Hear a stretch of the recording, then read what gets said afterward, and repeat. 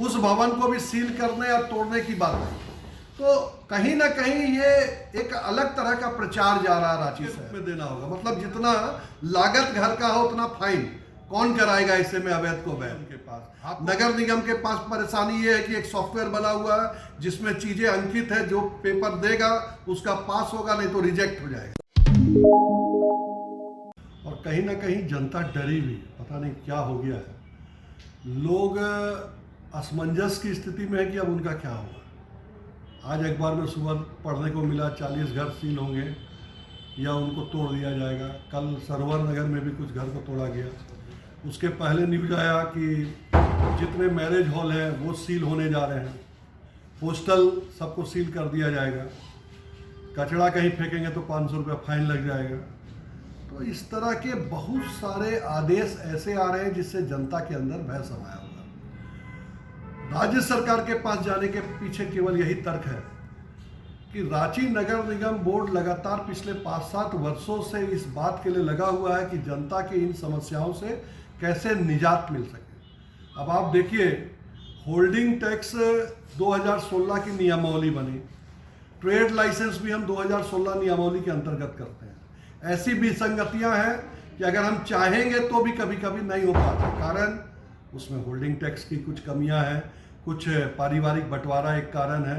तो ऐसी विसंगतियों को अगर हम दूर नहीं करेंगे या जनता को डंडा मारने का प्रयास करेंगे तो लोगों को ये नहीं समझ में आ रहा है कि हम जब ट्रेड लाइसेंस मांग रहे हैं तो आप दे नहीं रहे हैं, होल्डिंग टैक्स कराना चाहते हैं आप कर नहीं रहे हैं, कुछ ना कुछ कानूनी जटिलता की बात कर रहे हैं। तो आखिर हम करें क्या? तो ये सब चीज़ों के लिए हमें नियमावली में संशोधन की आवश्यकता पड़ेगी। और मैंने मुख्यमंत्री जी से यही आग्रह किया है कि निकाय स्तर पर इस तरह की एक विचार विमर्श बैठक कीजिए और जो समस्या आ रही है जिससे लोगों का हल निकल सके ये सब कामों का, वो कर दे।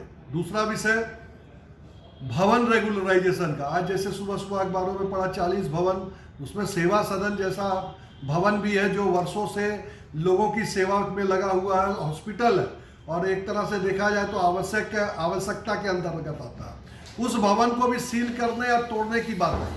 तो कहीं ना कहीं ये एक अलग तरह का प्रचार जा रहा है रांची शहर में। मेरा स्पष्ट रूप से कहना है, 2011 से मैं लगातार इस बात को उठा रहा हूं कि रांची अनप्लैन्ड सिटी है, अचानक बढ़ा हुआ शहर है। कैपिटल बढ़ने के बाद जनसंख्या में भयंकर वृद्धि हुई, इंफ्रास्ट्रक्चर का भी इर्रेगुलर विकास हुआ। अब हम अगर तोड़ने का काम करेंगे तो मुझे लगता है कि ये जाति रांची की जनता के साथ होगी, क्योंकि अधिकारी उस समय भी थे, आज भी हैं। अगर नहीं बनने देना चाहिए था तो उस समय भी अधिकारियों को इस चीज पर रोक लगाना चाहिए था। अब उस समय आप रोक नहीं लगाए, लेकिन आज आप बोल रहे हैं कि हम तोड़ देंगे। तो मुझे लगता है कि इसी चीज के लिए 2011 में भी, 13 में भी, 16 में भी और 2020 में भी 4 बार नगर निगम बोर्ड में हम लोगों ने प्रस्ताव लाके सरकार से कहा है कि सरल किया जाए रेगुलराइजेशन के काम को। अगर आप सरल करेंगे तो लाखों घर अवैध वैध हो जाएंगे, क्योंकि बहुत सारे ऐसे भवन हैं जिससे बहुत ज़्यादा अंतर ना तो ट्रैफिक पे पड़ रहा है ना कोई सुरक्षा पर पड़ रहा है, लेकिन उन भवनों का भी नक्शा हम नगर निगम के नियमों के कारण नहीं कर पा रहे हैं। अब आज आप व्यवहारिक चीज़ देखेंगे, आज के दिन बिल्डिंग बायलॉज जो बोलता है, बिल्डिंग बायलॉज स्पष्ट रूप से कहता है कि अगर हम अवैध भवन को वैध करेंगे तो 1500 रुपये प्रति स्क्वायर फीट लोगों को फाइन के रूप में देना होगा। मतलब जितना लागत घर का हो उतना फाइन कौन कराएगा ऐसे में अवैध को वैध। आपको कहीं ना कहीं लोच लाना होगा, कानून में बदलाव करने होंगे, कानून ऐसा बने जिससे कि अधिसंख्य के जनता, मैं नहीं कहता हूं कि सबको फायदा मिल जाएगा, लेकिन अगर हम ऐसे लोच ला पाते हैं तो कहीं ना कहीं हम एक प्रयास कर पाएंगे कि जो अवैध भवन है वो वैध हो सके। आप ट्रेड लाइसेंस उसके बारे में बता, बैंक्वेट हॉल और हॉस्टल की बात मैं बताना चाहूँगा। आज के दिन रांची शहर में 5000 हॉस्टल चल रहे हैं और उन हॉस्टल में झारखंड के कई शहरों के बच्चे बच्चियां या फिर अन्य जो सर्विस करते हैं वो लोग रहते हैं। हमारे यहाँ से अगर वो लाइसेंस लेने आएंगे तो हम 1% लोगों को भी लाइसेंस नहीं दे पाएंगे, इसलिए कि नियमावली में दर्ज है कि जिनका नक्शा पास नहीं है उनको हम रजिस्ट्रेशन नहीं कर सकते हैं। उसी नियमावली में एक जगह लिखा हुआ है कि 2013 के पूर्व का अगर भवन है तो हम उनको 1 साल का रजिस्ट्रेशन दे सकते हैं। लेकिन मुझे लगता है कि कानून बनाने वालों ने उस समय कहीं ना कहीं विसंगति की है। 1 साल के लिए जब बन सकता तो बाद में क्यों नहीं बन सकता? और अगर 1 साल के लिए बन सकता है, अब बाद में नहीं बनाएंगे तो फिर तो मतलब नहीं हुआ कि एक बार आप उसको सही करार दिया, बाद में गलत करार दिए। तो कहीं ना कहीं उस कानून बनाने के समय ये विसंगतियां हुई है, उनको अगर ठीक करेंगे तभी हम कुछ सही ढंग से हॉस्टल्स का भी रजिस्ट्रेशन करा पाएंगे।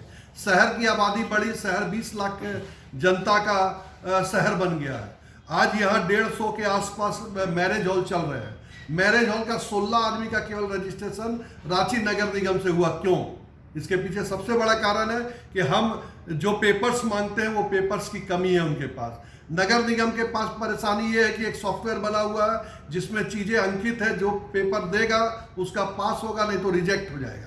अब इस रिजेक्ट को हम कैसे दूर करें? रिजेक्शन को दूर करना मकसद है। नियमावली में संशोधन लाएंगे तो अपने आप रिजेक्शन बंद हो जाएगा। मुझे लगता है कि सरकार को इन सब विषयों पर ध्यान देना चाहिए। रेवेन्यू भी निगम का बढ़ेगा, जनता की परेशानी भी दूर होगी, सरकार की वाहवाही भी होगी, इसलिए कि सरकार भी जनता द्वारा बनाई जाती है। जनता को सुविधा देना शहर में मुख्य काम नगर निगम का है तो राज्य सरकार का भी है। राज्य सरकार को नगर निगम की सरकार के साथ समन्वय स्थापित करके विचार विमर्श करके जो जो विसंगतियां हैं उनको दूर करके जनता के लिए हल निकालना है।